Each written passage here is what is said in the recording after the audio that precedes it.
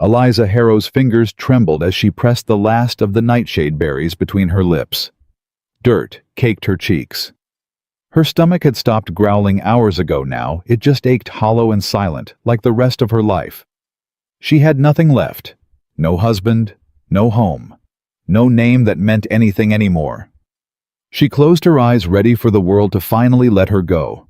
Then a hand, rough, sudden, furious, knocked the berries from her palm. "What in God's name are you doing, woman? If you're watching this story unfold with me right now, tell me what city you're watching from in the comments below. I love seeing how far this story travels.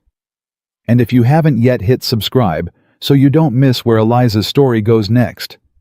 Now, let's begin." The berries scattered across the dirt like spilled blood, and Eliza Harrow screamed, "No, no, you had no right." She lunged for them, clawing at the dust, but the stranger's boot came down first, grinding the last poisonous fruit into the earth. "Right." The man's voice was low, rough as gravel. "Ma'am, I don't reckon a man needs permission to stop a woman from killing herself in the middle of the road." Eliza looked up at him, and for a moment the world tilted. He was tall, sun-weathered, with eyes the color of late autumn sky, gray, distant, guarded. A rancher by the look of his clothes, dust on his boots. A revolver at his hip, worn from use, not show. "You don't know anything about me," she spat, her voice cracking. "You don't know what I've lost. You don't know what's been taken. I know you were about to eat nightshade." He crouched down to her level, careful, like she might bolt. "I know that plant. Killed my uncle's mare 2 summers back. Slow, ugly way to go. Then you understand why I chose it. I understand you're scared and you're starving and you've given up." His jaw tightened. "That ain't the same as understanding why." Eliza turned her face away. Shame burned hotter than hunger ever had. She was a grown woman found in a ditch like an animal, caught in the act of ending her own life by a stranger who had no business riding this road at this hour. "Leave me be," she whispered. "Please, just ride on. Forget you saw me." "Can't do that." "Why not?" "Because my conscience won't let me, and out here a man's conscience is about the only law that matters most days." He stood, extending a hand. "Name's Caleb Ashcroft. I run a spread about 4 miles west of here. You got a name, or should I just keep calling you ma'am, till you trust me enough to tell me?" She stared at his hand like it was a trap. Maybe it was. Maybe everything kind that had ever been offered to her had turned out to be a trap. Her husband's promises, the bank's smiling assurances, the town's polite smiles before they turned their backs. "Eliza," she finally said. "Eliza Harrow." "Harrow." He repeated it slow, like he was testing the weight of it. "You got people, Eliza Harrow. Someone I should be writing you back to." "No." The word came out flat dead. "My husband passed 8 months ago. Fever took him too quick for me to even say a proper goodbye. And then the bank came for everything else he left me. The house, the land, even the furniture, if you can believe such cruelty exists in men who wear suits and call themselves Christian." Caleb's expression didn't change, but something in his eyes sharpened. "Bank took it all. Said the debts weren't mine to inherit kindness over. Said a widow with no income and no family was a poor risk." She laughed, bitter and hollow. 3 weeks I walked from town to town looking for work. 3 weeks of doors closing in my face the moment they saw." She stopped herself. "Saw what?" Eliza lifted her chin, daring him to say it first. "Saw a fat woman standing on their porch, asking for charity dressed up as employment. They take one look at me and decide I'm either too slow, too weak, or too much trouble to bother with. Doesn't matter that I can outwork half the men I've ever met. Doesn't matter that I haven't had a full meal in 4 days and I can still carry 2 buckets of water further than most. All they see is the size of me, and they make up their minds before I even open my mouth." Caleb was quiet for a long moment. The wind moved through the dry grass around them, carrying the smell of sage and dust. "You done?" he asked. "Done what?" "Telling me all the reasons the world's decided you're worthless. Because I didn't ask for a list of your failures, Eliza Harrow. I asked if you got people." He crouched again, closer this time. And it sounds to me like the answer's no, which means you got nobody to grieve you if I'd ridden past 5 minutes later. Her throat tightened. She hadn't expected the truth to feel like a blade twisting deeper.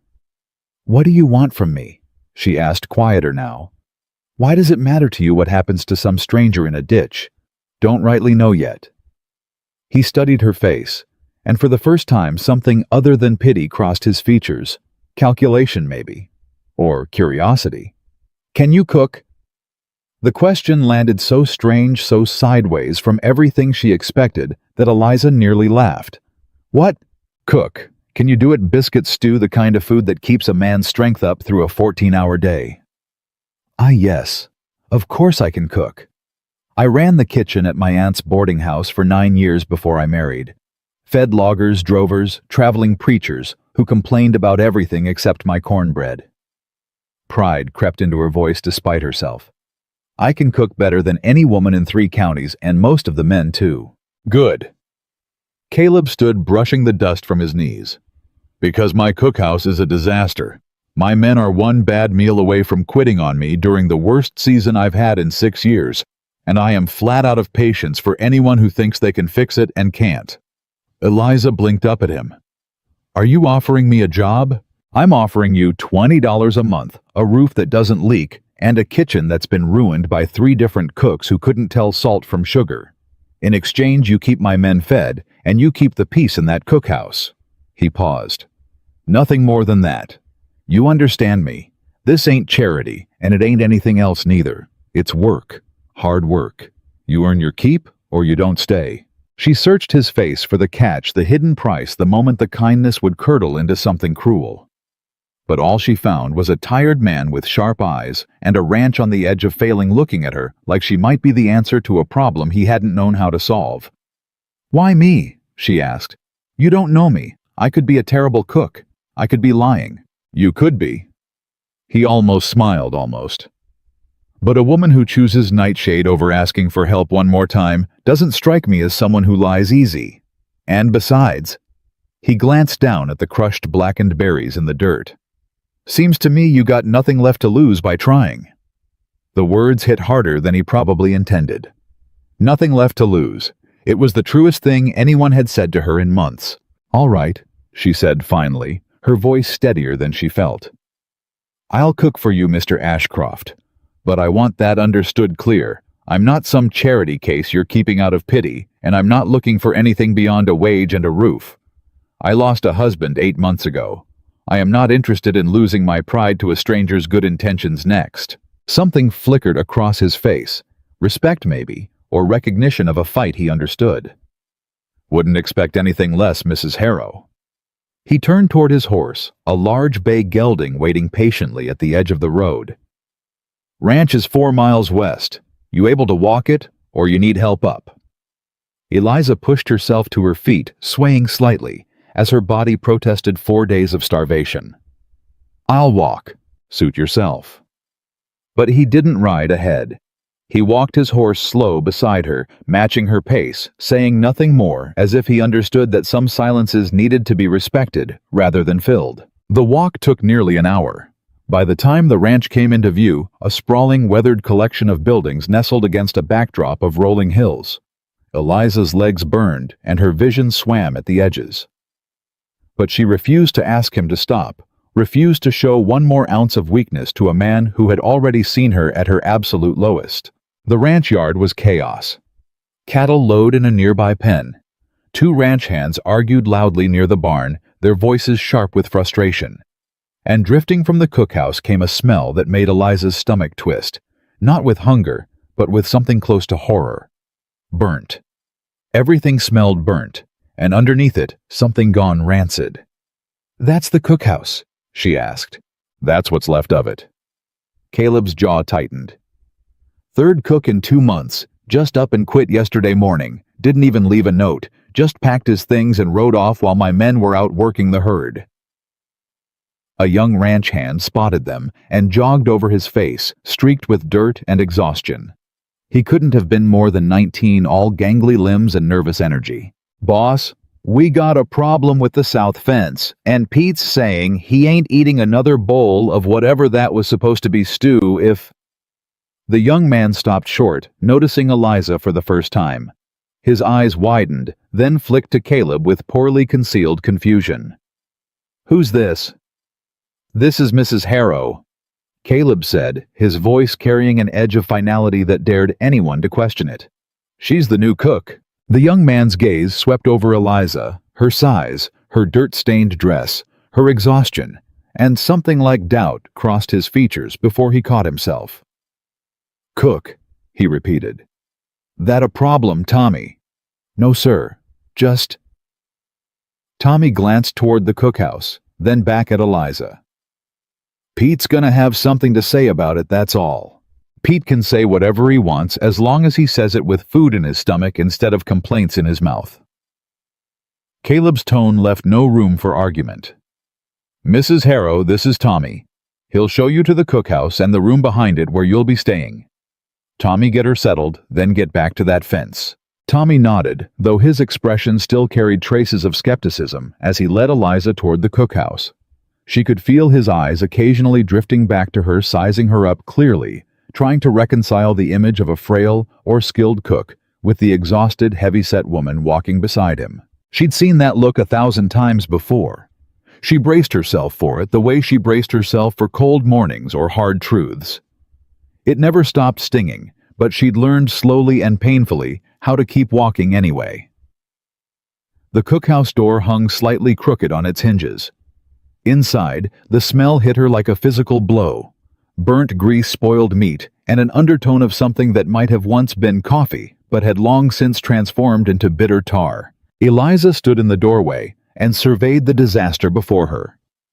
Pots crusted with black residue sat abandoned on a stove that looked like it hadn't been properly cleaned in weeks. Flour sat open and weevil-infested in a barrel near the wall. The wood stove itself appeared to have a crack along one side, likely the source of the uneven scorching heat that had ruined countless meals before hers. "Lord have mercy," she murmured. "Yeah," Tommy said behind her, a touch of grim amusement in his voice. "That's about what everyone says first time they see it." "How long has it been like this?" "Bad couple months now, ever since old Hank retired. We had a fella named Garrett try it next burned everything, including his own eyebrows once. Then we had a drifter who claimed he cooked for an army outfit, but turns out he meant he washed dishes for one." Tommy shrugged. "Boss has been desperate. Real desperate." Eliza moved further into the space, her trained eye already cataloging problems and solutions, despite her exhaustion. The stove needed repair, not replacement. She could see that from the crack pattern. The flour needed to be thrown out entirely. The pots needed scrubbing with sand and vinegar, not just water. The whole space needed organization, a system, the kind of discipline that turned chaos into efficiency. For the first time in 8 months, something other than grief and fear stirred in her chest. It felt almost like purpose. "Tommy," she said, turning to face him with new resolve in her voice. "I'm going to need buckets of water, as much firewood as you can spare, and someone to help me clear out everything in this kitchen that's spoiled or ruined beyond saving. Can you arrange that?" He blinked clearly, not expecting such immediate command from the woman he'd been quietly doubting only minutes before. "Yes, ma'am. I can do that." "Good. And Tommy." She caught his eye, held it steady. "Tell whoever's worried about another bad meal that supper tonight will be different. I don't make promises I can't keep, and I'm promising that." Something shifted in his expression, not full belief, not yet, but the first crack in skepticism's armor. "Yes, ma'am. I'll let them know." As he hurried off to gather supplies, Eliza turned back to the ruined kitchen, rolling up her sleeves, despite the trembling exhaustion still coursing through her body. 4 days without proper food, a husband buried, a home lost, a suicide attempt interrupted by a stranger's stubborn conscience, and now, somehow, a kitchen to save. She pressed her palm against the cracked stove, feeling the residual heat, and made herself a quiet promise. Whatever doubt these rough men carried about her, whatever judgment lived behind their eyes when they looked at her size instead of her skill, she would answer it the only way she knew how. She would feed them. She would feed them so well they'd forget every assumption they'd made the moment they laid eyes on her. Outside, she could hear the ranch continuing its chaotic rhythm, cattle arguing voices, the distant ring of a hammer against metal. Inside, surrounded by burnt pots and spoiled flour, Eliza Harrow felt something she hadn't felt in 8 long months. Not hope exactly. Not yet. But something close enough to matter. The water came first, 2 buckets at a time, hauled by a wiry boy named Sammy, who couldn't have been older than 14. He set them down just inside the door and stared at Eliza like she might bite. "You're really gonna cook tonight?" he asked. "I am. Pete says the last fella cooked us boot leather and called it beef. Then Pete's about to learn the difference." Eliza was already on her knees scrubbing the stove's iron belly with sand and a rag sweat cutting tracks through the dust on her face. "Tell me something, Sammy. How many men am I feeding tonight?" 14, ma'am. Sometimes 15 if Mr. Ashcroft's brother rides over. 14 men. 14 mouths that had been fed garbage for 2 months straight. 14 sets of eyes that would judge her on sight before she'd even lifted a spoon. Eliza felt the old fear creep up her spine, the same fear that had followed her from porch to porch during 3 weeks of rejection. But she pushed it down the way she'd learned to push down everything that threatened to drown her. 14 men, she repeated. "Then I'll need more than buckets, Sammy. I'll need that flour barrel emptied and scrubbed. I'll need whatever meat you've got that isn't spoiled, and I'll need someone to show me where the root cellar is if there is one." "There's one. Mostly empty, though. Last cook let half of it rot." Of course he did. Eliza closed her eyes for one breath, just one, and reminded herself that anger wouldn't fix a kitchen. Only work would. By the time Tommy returned with an armful of firewood, Eliza had the worst of the burnt grease scraped from the stovetop and a fire building steady in the belly of the iron.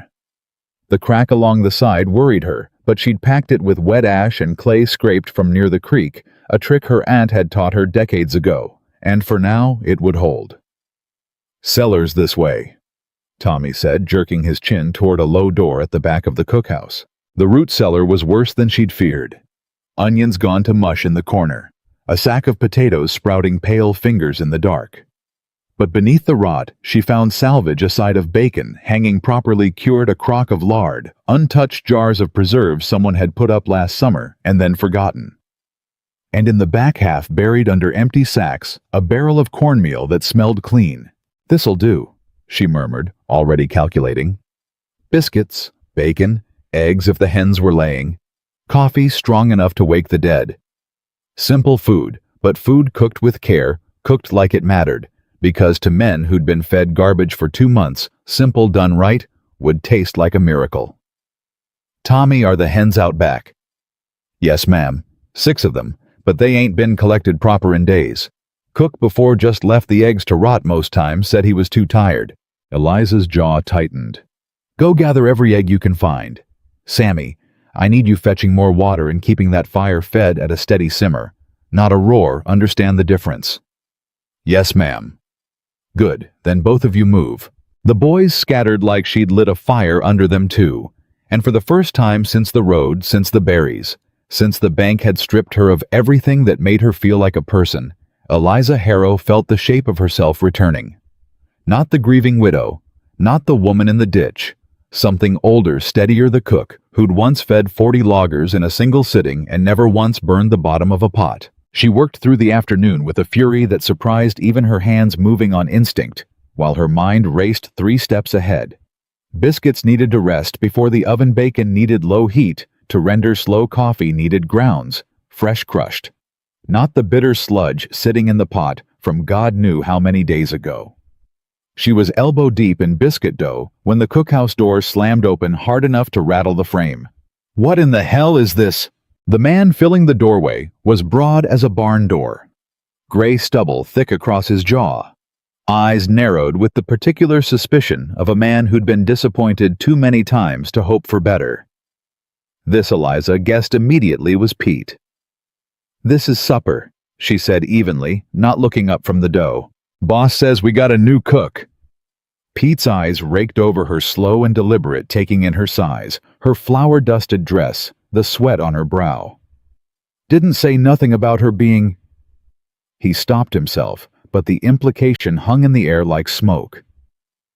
Being what, Mr. Pete? Just Pete. He crossed his arms. Being someone who looks like she's never missed a meal herself, ma'am. No offense, but I don't see how that qualifies a person to cook for working men. The old shame rose in Eliza's throat, hot and familiar. She'd heard variations of this insult 100 times at the boarding house, from drunk loggers on porches, from suspicious housewives, even once, from her own husband's mother, who'd called her healthy, with a curl of her lip that made the word sound like an accusation. But something had shifted in her since the road. Since the berries. Since she'd decided, even for one desperate moment, that her life was worth less than nothing. She'd survived that moment. She wasn't about to let Pete's narrow judgment undo what little courage she'd clawed back. She set down the dough, wiped her hands on her apron, and looked him dead in the eye. I've fed 40 hungry loggers a meal in under 2 hours. Pete working a stove half this size with a fraction of these supplies. I've cooked through blizzards, through droughts, through a kitchen fire that took half my eyebrows and didn't stop me from finishing the night's service. I don't know what you've been eating these past 2 months, but judging by the state of this kitchen when I arrived, I'd wager it wasn't cooked by anyone who knew what they were doing. She let that settle, watched something flicker behind his stubborn eyes. Now you can stand there insulting a woman before she's even fed you, or you can sit yourself down at 6 o'clock and taste the difference between assumption and skill. Your choice, Pete. But either way, I've got work to do. For a long moment, Pete said nothing. The cookhouse held its breath around them. Then slowly, something that might have been the ghost of respect crossed his weathered face. 6 o'clock, he muttered, and turned on his heel, the door swinging shut behind him. Eliza let out a breath she hadn't realized she'd been holding, her hands trembling slightly as she returned to the dough. It wasn't victory, not yet, but it wasn't defeat either. The afternoon wore on the cookhouse, filling with smells that hadn't touched the place in months. Bacon rendering slow and golden biscuit dough, rising soft beneath a clean cloth coffee, beginning its first patient simmer. Sammy returned with the water and stayed to watch, fascinated, despite himself, by the transformation happening before his eyes. Tommy brought eggs, 12 of them miraculously unbroken, and lingered near the door, even after Eliza told him he could go. You don't have to stay, she said, sliding the first batch of biscuits into the oven with practiced hands. I know. He shifted his weight, clearly working up to something. It's just nobody's cooked in here like this. Like they cared if it turned out right. The words landed somewhere soft and unguarded in Eliza's chest. Caring's free, Tommy. Costs nothing but the will to do it. Pete don't think you can do it. The other men neither, probably. I heard. She checked the bacon, adjusted the heat with a practiced shift of the pan. Doesn't change what's coming out of this oven in 20 minutes. By 5:30, the cookhouse smelled like salvation. Eliza had found a stack of tin plates, mismatched but serviceable, and arranged them along a long table that had clearly once been built with pride before 2 months of neglect had buried it under crumbs and bad memories. She set the biscuits in a covered basket, the bacon crisped golden on a wide platter. Scrambled eggs, fluffy and bright with fresh butter she'd found hidden in the back of the cellar, still cool and unspoiled. The coffee she made strong enough to stand a spoon in the way. Real ranch hands liked it. At 6 o'clock sharp, the door opened and the men began filing in. 14 of them dust-covered and exhausted from a long day's work, their faces carrying the particular weariness of men who expected disappointment and had long since stopped hoping for anything else. Eliza watched them take their seats, watched their eyes catch on the food laid out before them. Really catch the way starving eyes catch on salvation, and something tight in her chest began slowly to loosen. Lord Almighty, one man muttered. Is that bacon? Smells like actual bacon, another said, disbelieving. Not whatever Garrett used to set fire to and call breakfast. Pete entered last, his eyes immediately finding Eliza where she stood near the stove, arms crossed watching. He said nothing, but he sat, and he reached for a biscuit with the cautious skepticism of a man who'd been burned too many times, literally and otherwise. The cookhouse fell silent as the men began to eat. Eliza had learned long ago to read a room through its silences, and this silence told her everything. Forks scraped plates. Someone made a small sound, almost a groan at the first bite of biscuit. The young man named Tommy closed his eyes like he was praying. "Ma'am." One of the older hands said, his voice thick with something between disbelief and gratitude. "I ain't eaten food this good since my mother's table, and that woman's been dead 20 years. A ripple of laughter moved through the room, easy and warm, the first genuine sound of joy Eliza had heard since arriving. She felt something crack open in her chest. Not pain this time, but relief so sharp it nearly brought tears to her eyes. Pete finished his biscuit, reached for another. Then, without looking up, he said, "Bacon's good too." It wasn't much. 2 words, gruff and grudging. But from a man who'd insulted her not 3 hours before, it landed like a benediction. "Thank you, Pete," she said, careful to keep her voice even professional, though pride was singing loud beneath her ribs. The meal continued in a rhythm she hadn't realized she'd missed, the clatter of forks, low conversation rising between bites, men reaching for seconds without shame or hesitation. By the time the platters were empty, scraped clean, Eliza stood near the stove, with her hands folded, watching 14 rough, tired men sit a little straighter, look a little less hollow than they had an hour before. The cookhouse door opened again, and Caleb stepped inside. He paused just past the threshold, taking in the scene, the empty platters, the satisfied faces, the unmistakable absence of complaint that had apparently haunted this room for months. His eyes moved to Eliza, and something in his expression shifted, subtle but unmistakable. "Well," he said, "looks like supper went over all right, boss." Pete called out, leaning back in his chair with the satisfied air of a man who'd eaten well for the first time in weeks. "You found yourself a cook who actually knows what she's doing. Don't you dare let this one quit on us." Caleb's gaze lingered on Eliza a beat longer than necessary. "Wasn't planning on it." The simple statement carried more weight than he likely intended, and Eliza felt heat rise to her cheeks that had nothing to do with the stove's warmth. She busied herself collecting plates, grateful for the excuse to look away. But the night wasn't finished testing her yet. As the men filed out, full and easier in their movements than they'd entered, Tommy lingered behind, his earlier nervousness replaced by something more urgent. "Ma'am," he said, voice low, "there's something you should know about the south fence." Eliza paused, plate in hand. "What about it?" "It's been cut 3 times this month. Boss thinks it's just storms, loose posts working free. But I helped fix it myself last week, and it wasn't weather that did that damage. Someone cut it clean with shears." A cold feeling settled in Eliza's stomach, separate from the satisfaction of the evening's success. "Why are you telling me this?" "Because you're sharp. I can tell. And boss—" Tommy glanced toward the door, lowering his voice further. "Boss has a lot weighing on him right now. Bank's been sniffing around the property lines, asking questions about boundaries that don't make sense unless someone's looking to make trouble. He don't talk about it much, but the men notice things." Before Eliza could press further, the door opened again, and Caleb stepped back inside his presence, immediately silencing whatever else Tommy might have said. "Tommy," Caleb said, voice carrying a note of warning, "don't you have evening chores?" "Yes, sir. Just heading out now." Tommy shot Eliza a final meaningful look before slipping past Caleb and disappearing into the gathering dusk. Caleb watched him go, then turned his attention to Eliza, his expression unreadable. "He bothering you?" "No, just talking." She busied herself with the dishes, unwilling to reveal what Tommy had shared until she understood it better herself. "Your men ate well tonight." "So I heard. So I saw more like."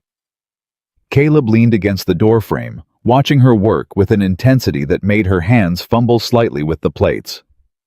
"Pete complimented your cooking. Pete hasn't complimented anything since his dog died 3 years back." Despite herself, Eliza felt a small smile tug at her lips. "High praise, then." "Highest he's got in him." Caleb's gaze swept over the cookhouse, the clean stove, the organized shelves, the transformation she'd wrought in a single afternoon from chaos to order. You did all this in one day. Hunger's a powerful motivator, Mr. Ashcroft. For me as much as your men. Something shifted in his expression, understanding maybe, or the recognition of a kindred exhaustion. Caleb, he said. No need for the formality. Not after the day we've both had. Caleb, then. The name felt strange on her tongue, too intimate for a woman who'd known him less than a day. I should finish cleaning up. Need help. The offer surprised her, coming from a man who'd struck her as the type to consider kitchen work beneath him. You'd help clean dishes. Ranch life doesn't leave room for a man too proud to wash a plate, Mrs. Harrow. He was already rolling up his sleeves. Besides, seems only fair given you just saved my cookhouse and possibly my entire operation in one afternoon. They worked in companionable silence for a while, the rhythm of washing and drying settling into something almost peaceful. Eliza found herself stealing glances at him, the careful way he handled the tin plates, despite their worthlessness. The slight furrow between his brows that suggested a man carrying more weight than he let on. Caleb, she finally said, unable to hold the question any longer. Tommy mentioned something about the south fence, about it being cut, not weather damaged. His hand stilled on the plate he was drying. Tommy talks too much. Is it true? A long pause stretched between them, filled only by the crackle of the dying fire. It's true, he admitted finally. 3 times this month. I've been telling myself it's storms, loose posts, anything but what it probably is. Which is, someone wants this ranch to fail. His jaw tightened, the same hardness she'd seen when he first found her in the ditch. There's a banker in town, Silas Crowley, been sniffing around my property lines for months now, making offers I keep refusing. Lately, those offers have started sounding less like offers and more like threats. Eliza's stomach tightened with recognition. Bankers. The same breed of men who'd stripped her of everything after her husband's death, who'd looked at a grieving widow and seen only numbers on a ledger, opportunities for profit dressed up in polite, predatory smiles. What does he want with your land? Water rights mostly. My property sits on the best water access for 20 miles. Crowley's been buying up smaller spreads, consolidating, and my land's the missing piece he needs to control the whole valley. Caleb set down the plate he'd been drying, his movements suddenly tense. I've refused him 3 times now. Each time something goes wrong on this ranch shortly after. Fences cut. A barn fire last month that nearly took the whole structure. Now my cooks keep quitting under circumstances that don't quite add up. You think Crowley's behind it? I think it's a hell of a coincidence if he's not. Eliza set down her own dish rag, studying him with new understanding. The exhaustion she'd noticed earlier wasn't just from physical labor. It was the weight of a man fighting battles on multiple fronts, trying to hold together a ranch under siege from forces he couldn't quite prove, but couldn't ignore either. Why are you telling me this? She asked. I've been here less than a day. Because you ask direct, and I respect direct. He met her eyes, something unguarded in his expression for the first time since she'd met him. And because something tells me you understand more about being underestimated by powerful men than most people would. The observation struck closer to truth than she'd expected, and Eliza found herself unable to look away from his steady gaze. The bank that took my husband's property, she said slowly. They didn't just take it because of debt. They took it because they could. Because a grieving widow with no family to fight for her makes an easy target. They smiled the whole time they destroyed my life, called it business necessity, and walked away feeling righteous about it. Sounds like Crowley. Sounds like every banker I've ever had the misfortune to know. Bitterness colored her words, sharp and undisguised. Men who hide cruelty behind ledgers and signatures, who never have to look you in the eye while they ruin you. Caleb studied her for a long moment, something calculating behind his gray eyes. You said you ran a kitchen for 9 years, managed supplies accounts, that sort of thing. Every penny that came through that kitchen passed through my hands first. My aunt trusted me with the books before she trusted me with the stove. Can you read a ledger? Understand profit margins, debt structures, that sort of business? The question caught her off guard. I can.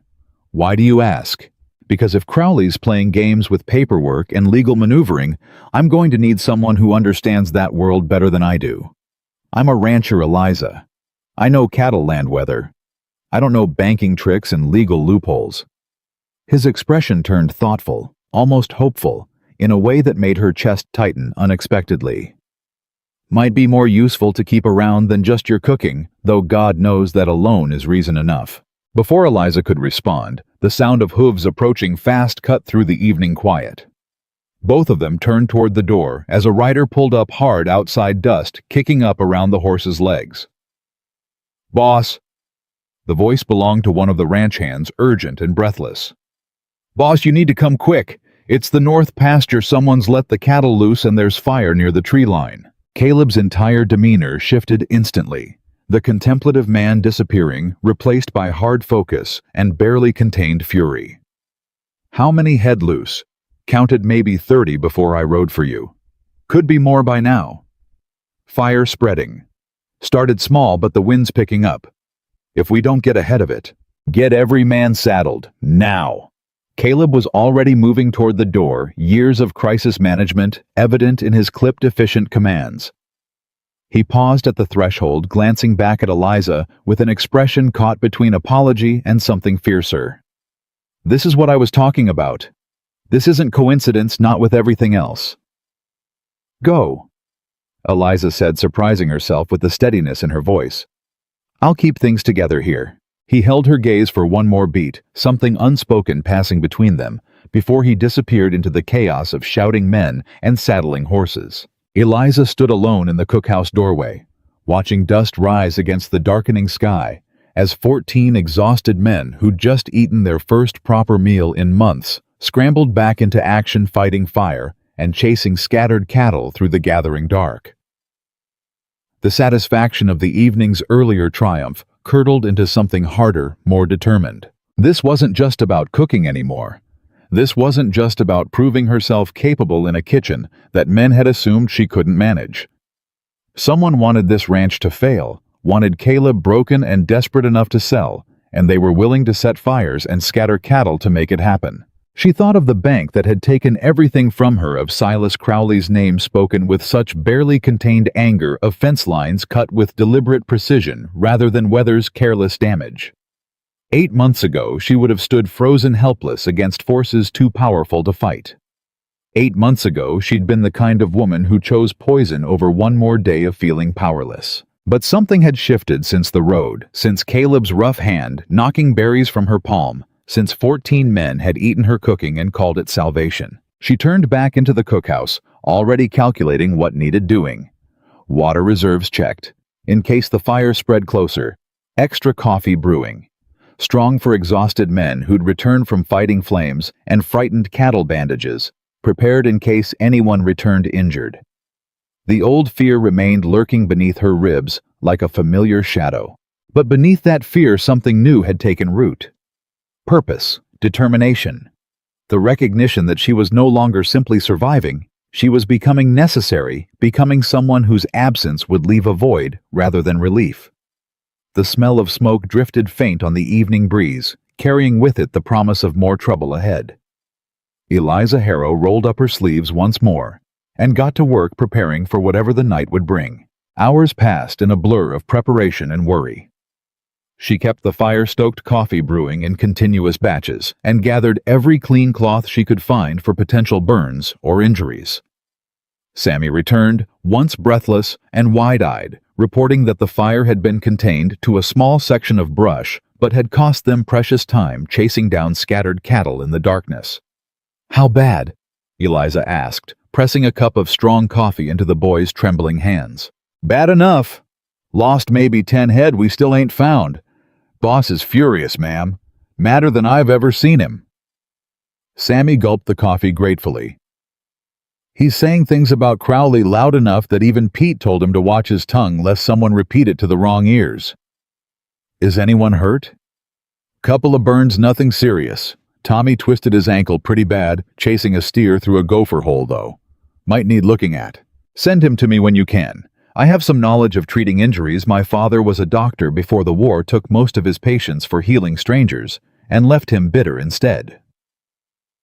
Sammy nodded and disappeared back into the darkness, leaving Eliza alone with her thoughts and the steady rhythm of coffee brewing